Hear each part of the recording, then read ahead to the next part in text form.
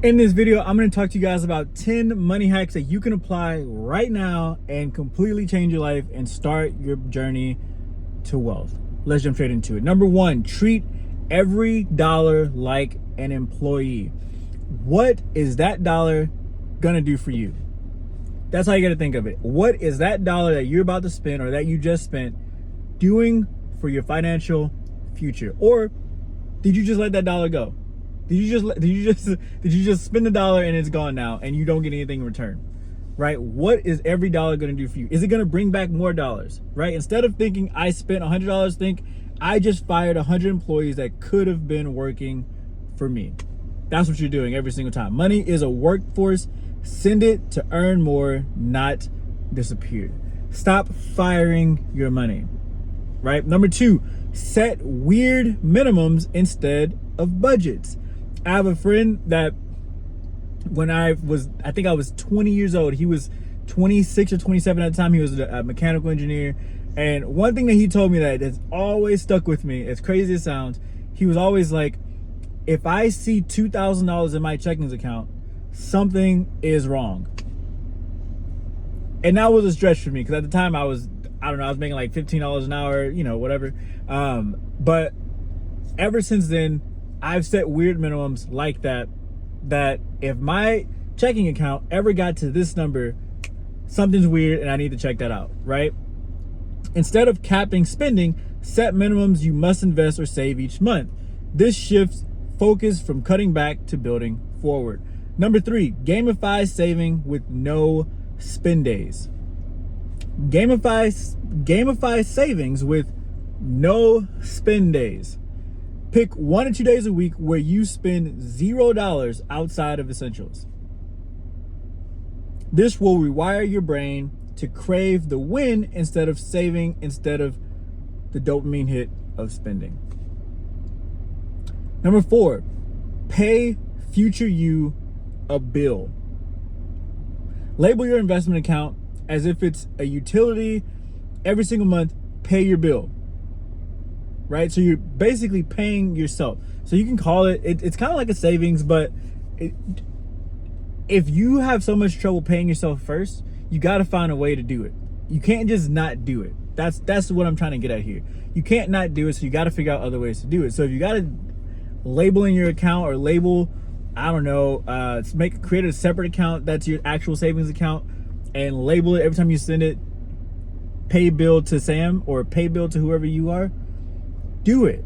If you just don't have the emotional stability to pay yourself first, you got to find other ways to do it and pay it like a bill, right? Because you're going to pay your bills. So why not make you a bill and pay it, right? Every month, pay your bill. Trick your brain into prioritizing wealth like electricity or water. Number five, buy assets before luxuries. Delay gratification. You want a new watch, shoes, or car? Force yourself to first buy an asset that generates enough income to cover it. And if you don't have an asset that covers it, don't buy it. If you don't have something that's paying you $1,000 a month, that's an asset, why are you buying a car? That's how you need to think about everything that you do. If I don't have something that's paying for this thing, why am I buying it? There is no answer because you shouldn't be buying it. That's the thing. If you are buying it, you don't have emotional control and you need to figure out a way to get a hold of discipline. You need to figure out a way to get control of your life and get control of what you're spending and what you're doing, right? This delays gratification but builds a system where luxuries pay for themselves. If you want nice stuff, go create an asset that buys you nice stuff. You want a bunch of Louis Vuitton bags and freaking, just stuff to do nothing with? Go create an asset that pays you $3,000, $4,000, $5,000 a month. And every time that asset pays you, use it to go buy something else. If you want another car, have an asset that pays you $600 a month for your car note and then buy the car after you do that. But go create assets for each individual subject that you want to create. Right? Number six, use found money only for growth. Tax refunds, bonuses, side hustle cash. I call it found money. It's the money that you kind of just like, whoa, where did that come from? Found money, right? Instead of spending it on luxuries like we just talked about, treat it as seed money for investments. Put it back into the business. Put the found money back into the business so the business grows faster and gives you more found money later. Does that make sense? And then you could always just go back and reinvest it and reinvest it and reinvest it. You won't miss it because it wasn't in your regular budget anyway. All your bills should be paid from your main source of income. The side hustle income is the thing that you need to start growing to replace this thing over here, right?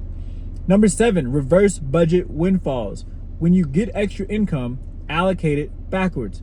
50% to investments, 30% to debt savings, 20% to fun, right? This guarantees growth while still rewarding yourself. Number 8, put money in friction accounts.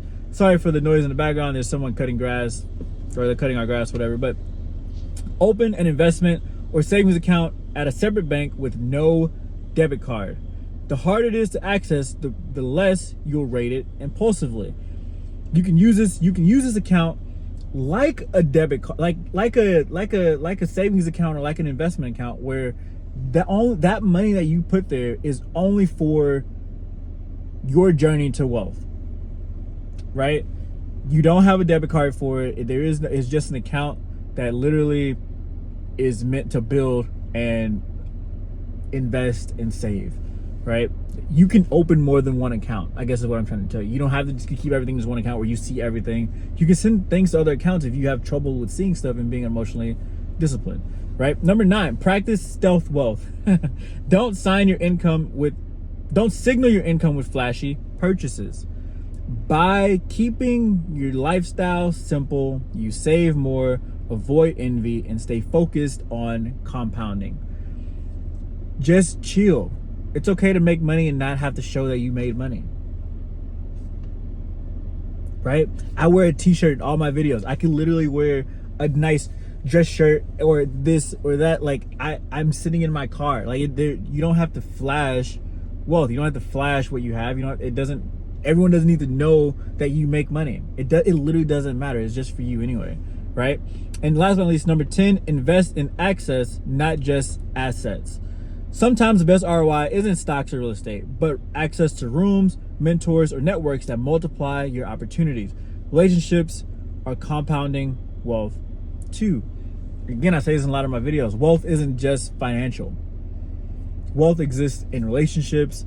It exists in fun, spiritually, emotionally, fitness. Wealth is bigger than just how much money you can accumulate in a bank account or how much money you have coming in on a day-to-day, week-to-week, month-to-month basis. Which is why you have guys that are making $500,000-$600,000 a month, yet they're depressed. They don't like their life. Once you get past $30,000 a month, none of it matters anyway, right? You hear that all the time. You go watch some of these guys talk. Once you get past $30,000 to $50,000 a month, you can buy everything that you want at that point. What's the point of keep going?